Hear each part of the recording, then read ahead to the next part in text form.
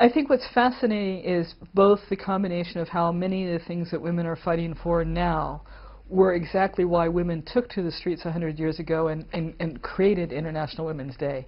And there has been progress, indubitably, but what is so clear is how uneven that process has been. And that's a combination of geography. There are areas of the world where women have much more equality than in other areas of the world. But I think when you look back at 100 years ago and then you look at what are the protests that are going on in places like the Middle East and North Africa region, women want the right to vote, for their work to be respected and recognized, and obviously to be paid for the work that they do.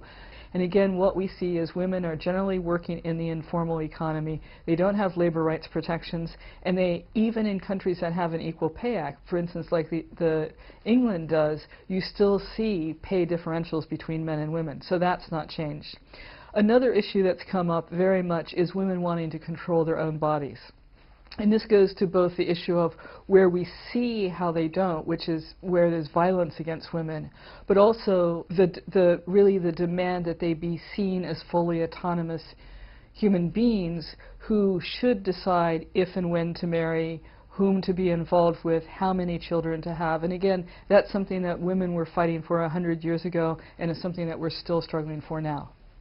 The interesting thing is that when we talk about women's right and women's equality, we often get pushback about this is our culture or our tradition.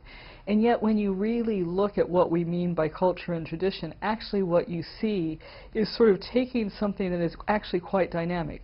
Societies change all the time. There's nothing static about them.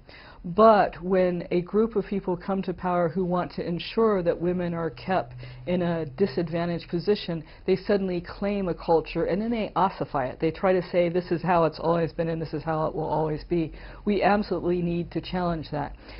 I think one of the things that we should be doing is celebrating the young women in the Middle East and North Africa region. One of the things that's been really amazing about what we've seen is young women who are not just taking to the streets with the other protesters, but who are actually leaders among the youth in the ways that they're communicating their desire for change. And again, they're not just talking about ending the inequality that women and girls experience there. They're talking about dismantling a system that is repressive to all people.